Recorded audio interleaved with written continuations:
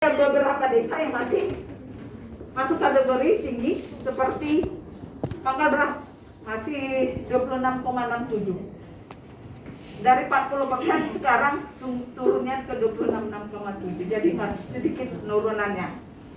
Untuk desa lain yang paling tinggi masih Tugang 18,06. Dulunya Tugang 35%. Sekarang turunnya sudah setengah 18. Secara keseluruhan kita 10,46, tapi ada beberapa desa yang masih masuk kategori. Nah, itu saja dari saya. Kalau ada kurang dan lebihnya saya minta maaf. Saya tutup. Wabillahi taufiq wal hidayah. Assalamualaikum warahmatullahi wabarakatuh. Assalamualaikum warahmatullahi wabarakatuh. Selanjutnya, tanggapan dari Dinas Kesehatan atas paparan materi SPM dan stunting kepada bidang Kesmas ataupun kepada bidang P2P. Dipersilakan, ada tanggapan dari hasil paparan SPM, stunting dan aplikasi Puskesmas Kelapa. Baik, terima kasih. Assalamualaikum warahmatullahi wabarakatuh. Waalaikumsalam. Melihat dari paparan SPM tadi untuk Puskesmas Kelapa mungkin lumayan bagus ya. Hanya mungkin kualitas saja ditingkatkan. Kalau balik ke gizi tadi, Yurika bilang alhamdulillah tahun ini menurun dari tahun kemarin. Tahun kemarin itu berada di angka 16,04 kalau tidak salah. Tapi tadi dibilang kemungkinan ada yang turun karena lewat umur. Mudah-mudahan tidak seperti itu ya. Mas lakukan dari angka yang turun tadi, apakah itu dari intervensi yang kita lakukan atau mana, tolong dievaluasi. Kemudian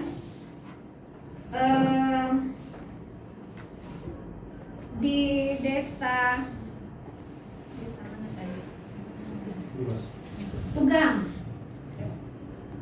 Tugang itu masih rentan yuk, masih 18%. Iya, memang masih bermasalah. Iya, Tugang, Kayu Arang, Dendang, Air Bulim juga masih di angka di atas angka 10. Mohon dilihat kembali. Kemudian di Tuan Jitanya, Tuan Jita untuk ini, untuk yang anak stunting.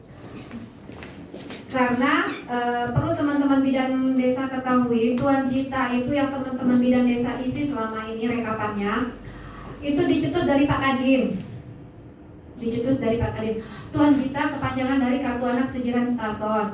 Nah, memang beliau per 1 Desember selesai masa tugas habis, tetapi Tuan Jita kami harap tetap berjalan seperti apa adanya sebelum beliau cetus. Nah, ini apa yang kami harapkan lagi, mohon jangan nak diulang-ulang, minta jangan begitu setiap bulan.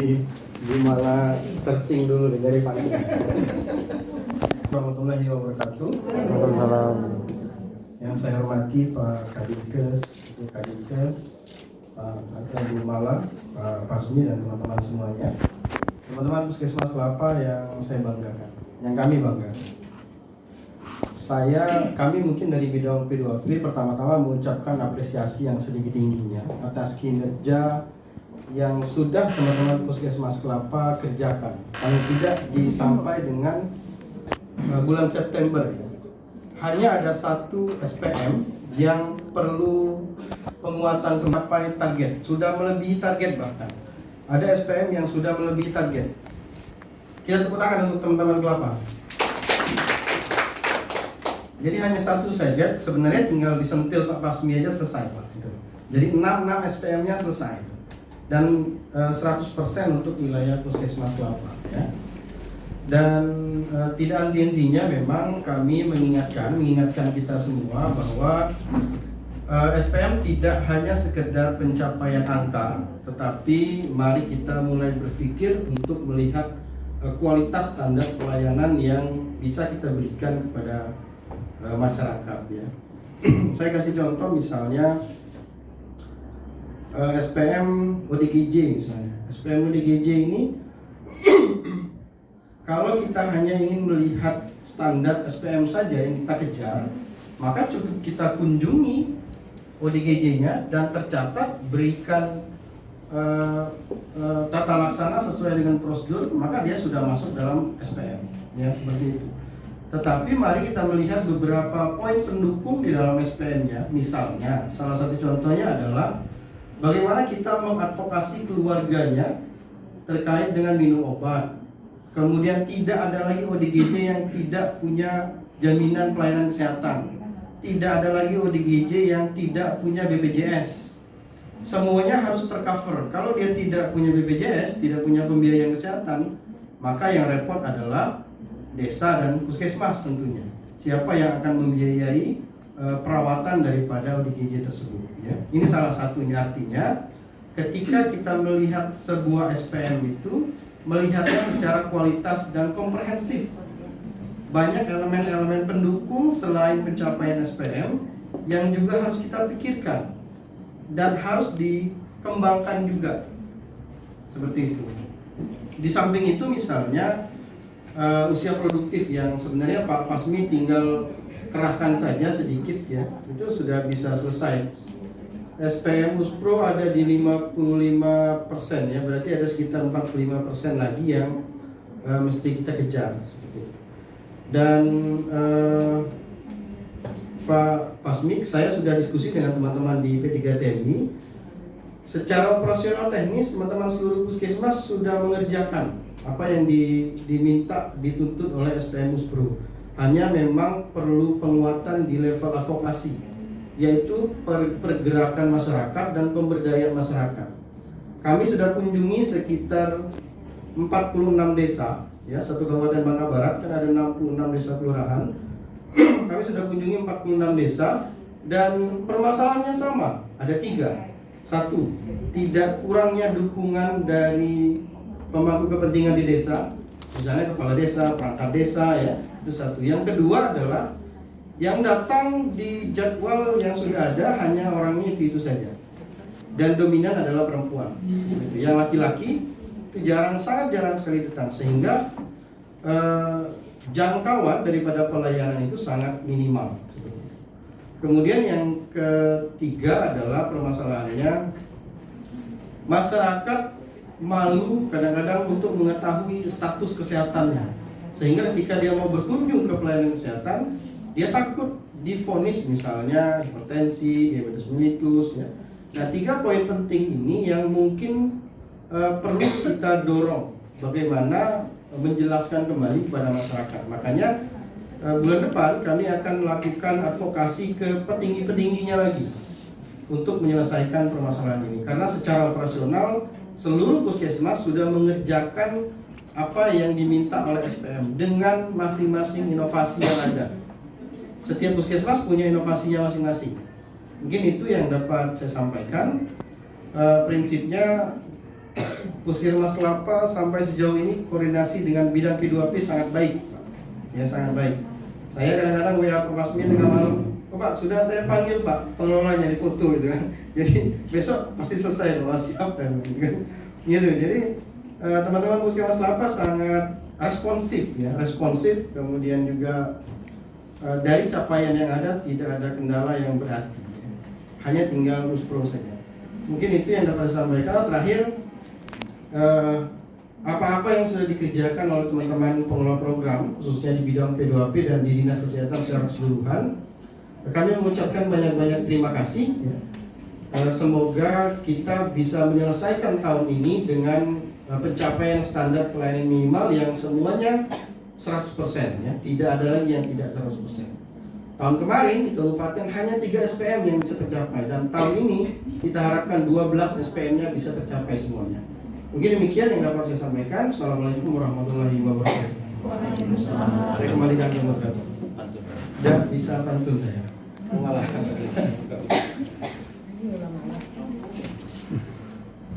Oh iya, tambahan sedikit. Tadi Yurika berkeluh soal antropometri, yuk, ya. Nah, insya Allah tahun depan kita ada menu. Kita prioritaskan untuk puskesmas yang yang kebutuhannya masih kurang. Nengok contekan Pak, karena tadilah semangat nengok Pak Pasmi di depan jadi blank, nggak kayak di puskesmas biasa kan saya ngarep sendiri, jadi minta contekan hari ini. Jangan coba-coba minum arak, karena bisa memabukkan. Biar tidak berasa berjarak, bolehlah cindera mata jadi kenangan. Kata kunci itu. Terima kasih. Assalamualaikum warahmatullahi wabarakatuh. Waalaikumsalam. Jawa silaturahmi terus ya. Baiklah, kita mungkin masuk ke acara inti tujuan hari ini, yaitu silaturahmi dengan Bapak Kepala Dinas Kesehatan Kabupaten Bangka Barat, yaitu Dr. Gigi Ahmad Saifuddin, dalam rangka masa tugas beliau. Jadi untuk itu, sebelum mungkin Bapak nanti kami minta arahan lagi, kita simak dulu sambutan dari Ketua DWP Kabupaten Bangka Barat, Dinas Kesehatan Kabupaten Bangka Barat, kepada Ibu Aksiti Nisa. Waktu dan tempat kami persilakan. A'udzubillahiminasyaitonirrajim. Bismillahirrahmanirrahim. Assalamualaikum warahmatullahi wabarakatuh. Semua pada kelaparan Pak ya. Assalamualaikum warahmatullahi wabarakatuh. Waalaikumsalam.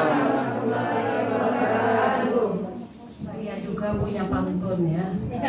Kalau Mama bisa jadi tidak pantun nantinya. Kalau bukan karena unggas, takkan rusak padi di sawah. Kalau bukan karena tugas, tidak akan pernah kita berpisah. Yang saya hormati, yang saya cintai dan saya kagumi, Kepala Dinas Kesehatan Kabupaten Bangka Barat, suami saya yang kebetulan saat ini ya, besok tidak lagi.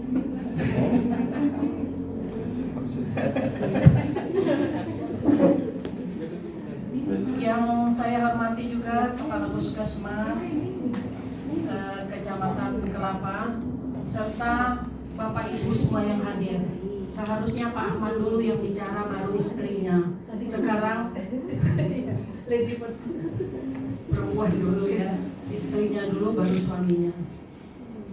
Puji syukur kita menjadikan kehadiran Allah Subhanahu wa Ta'ala atas kehendak dan izinnya pada hari ini kita dipertemukannya. Semoga semua keluarga kami yang ada di Puskesmas Mentol dan keluarga besar Dinas Kesehatan Kabupaten Bangka Barat dalam keadaan sehat walafiat. Bapak Ibu sekalian yang saya hormati, sesuai dengan perjalanan hidup memori kami berdua, itu mulai suami kami menikah, saya sudah diberi status selaku anggota Dharma Wanita. Sampai ini hari saya masih menjadi ketua Dharma Wanita di Dinas Kesehatan. Namun karena COVID alasannya ya, dan beberapa hal kita kurang untuk aktif dalam kegiatan Dharma Wanita. Oleh sebab itu, saya selaku ketua Dharma Wanita mohon maaf, bukan maunya saya, ya, tapi keadaan. Dan kemudian dorongan untuk pensiun ini benderanya mengganggu sekali ya. Jadi keaktifan saya itu lebih ke kabupaten. Maaf ya, tapi undangan semua selalu saya tayangkan. Cuma Kecamatan Kelapa ini sepertinya tidak terdaftar dalam SK. Ya, Ibu ya, nggak ada dalam SK satupun. Namun harapan saya, sekalipun kami tidak ada, mohon Dharma Wanita Persatuan di Puskesmas tetap dikibarkan. Dan Dharma Wanita Kesehatan Kabupaten Bangka Barat itu tetap bisa berkolaborasi dengan kecamatan. Untuk kegiatan mohon ya, ini petatah petitih ya, petatah petitih Ibu Ketua Dharma Wanitanya. Mohon jangan lupa bergabung dengan kecamatan. Jadi Bu Camatnya hilang ya. Kalau Bu Camat Ya mohon ya, puskesmas ini bagian dari kecamatan, ya bagiannya. Jadi untuk kegiatan boleh saya selaku istri pendamping suami itu banyak hilap salahnya. Oleh sebab itu saya diajak oleh suami saya di sini, ya, untuk mencucikan hilap salah itu, ya. Kalau saya tidak hadir juga ada ibu yang memarahi saya. Malah, awas Bu Ahmad tidak hadir. Kemana ada Pak Tamnya di Oh kan marah. Jadi Bapak Ibu sekalian, hari ini saya mohon meminta dimaafkan ya, hilap salah yang keluar dari pikiran, dari perkataan, dari hati kecil dan perbuatan saya yang tidak berkenan. Begitu juga dari suami saya dan keluarga saya, anak-anak saya. Sekali ini kami mohon dimaafkan. Ya, maafkan enggak Bu? Bapak? Maaf, sama-sama. Kalau ibu-ibu, bapak-bapak yang di sini, keluarga kesehatan semua tidak ada yang berdosa kepada kami karena semua amat sangat baik. Itu aja dari saya. Billahi taufiq wal hidayah. Wassalamualaikum warahmatullahi wabarakatuh. Waalaikumsalam warahmatullahi wabarakatuh.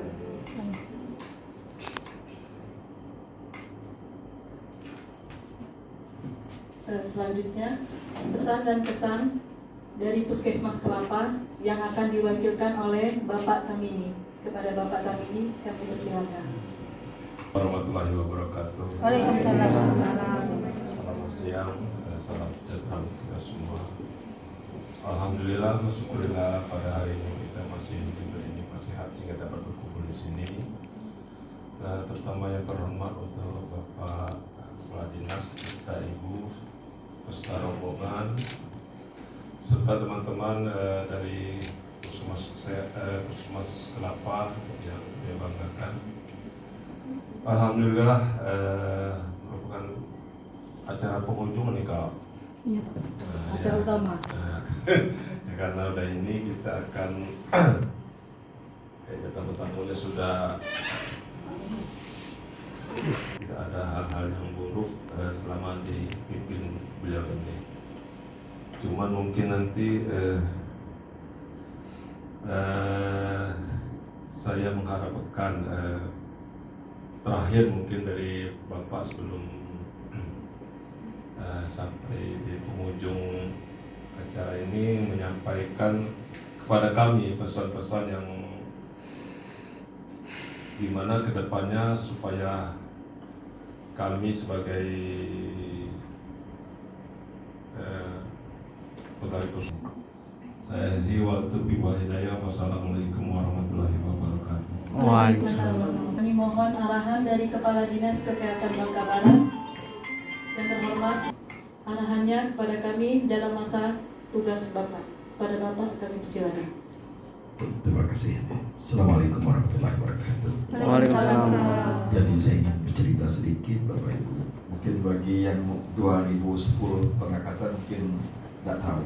Jadi kenapa saya mengadakan permintaan saya seperti ini? Karena saya ini adalah Kepala Dinas Kesehatan pertama di Bangka Barat.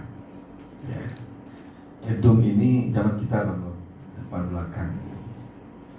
Juga saya sebagai direktur pertama di Rumah Sakit Sejarah Starjol itu, kita juga yang membangun. Jadi kalau bicara mengenai peran kita dalam pembangunan kesehatan di Bangka Barat, mungkin kita lah orang yang pertama di depan itu.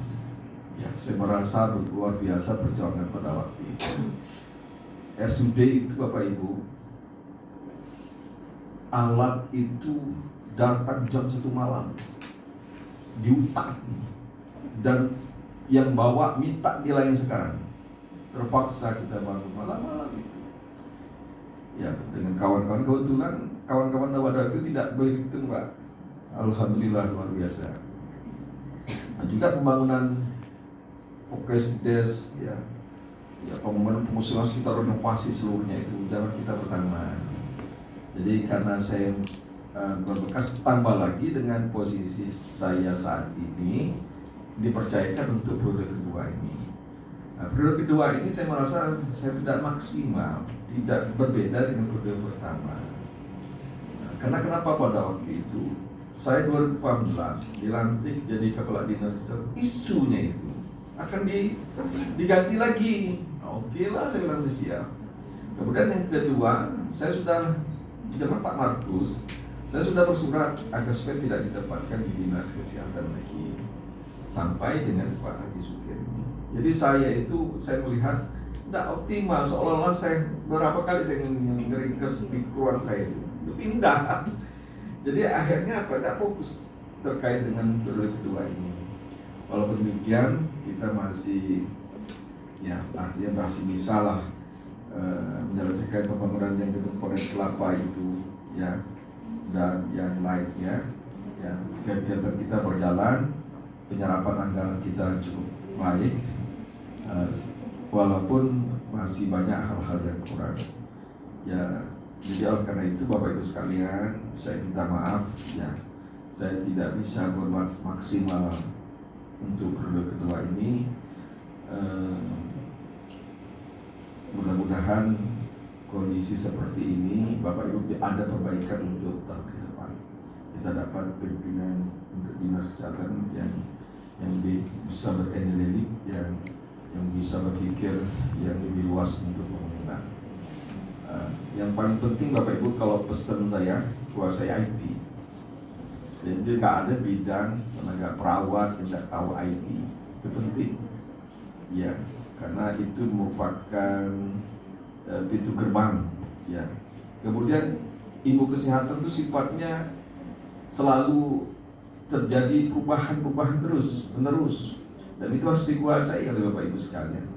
Apalagi terkait dengan beberapa munculnya penyakit-penyakit yang baru, dan itu harus kita ikuti. Inovasi-inovasi atau temuan-temuan baru itu harus kita ikuti. Supaya apa? Kita terkini berpikir kita, termutakhir, otak kita termutakhir. Itu yang saya harapkan. Dan saya punya kawan-kawan yang sudah seperti itu, Pak Pasmi. Mudah-mudahan Bapak Ibu sekalian untuk di level di puskesmas, di desa juga tidak terketinggalan itu. Kemudian ada rasa memacu diri kita. Kita harus punya target hidup ini. Apa target saya ke depan? Artinya bukan hanya target duniawi yang kita harapkan, tapi akhirat juga kita targetkan. Jangan kita terkentat hubud dunia, cinta dunia, lupa akhirat. Setelah nak mati, lah sakit-sakit baru terasa lupanya istighfar kurang, dekat dengan istri kurang, menjadi anak kurang, serba kurang akhirnya pada waktu datang air mata bukan air mata bahagia, tapi air mata yang penuh penyesalan. Oleh karena itu umur terukur, nafas terbatas. Ini yang penting kita sadari, jangan sampai seolah-olah kita Pak Pasmi usia berapa masih 30-an, seolah hidup kan mati 60 ke dede. Belum tentu, bisa saja 2-3 tahun. Persiapan kematian itu yang penting. Karya yang harus kita buat. Kedekatan dengan Allah itu yang paling penting. Yang selalu menciptakan segala sesuatu yang terjadi di dunia tanpa ada sisinya tidak akan pernah bisa. Oleh karena itu yang perlu kita kuatkan di dalam diri kita supaya kita bergerak. Kita bertugas itu ada energi sepakat terus. Ini kalau kita hanya berpikir materi Bapak Ibu, berpikir materi, semangat kita masuk kerja lepas. Jadi semangat. Tapi mikir utang, mikir pendapatan di puskesmas hari ini tidak dapat duit, jelas tidak dapat. Paling tidak SPBD. Kalau kita berpikir seperti itu, dari semangat kita begawi. Tetapi kita tidak merasa bahwa setiap gerak keringat kita itu ada nilai, ada catatan. Itu oleh karena itu spirit semangat itu perlu kita perjuangkan. Spirit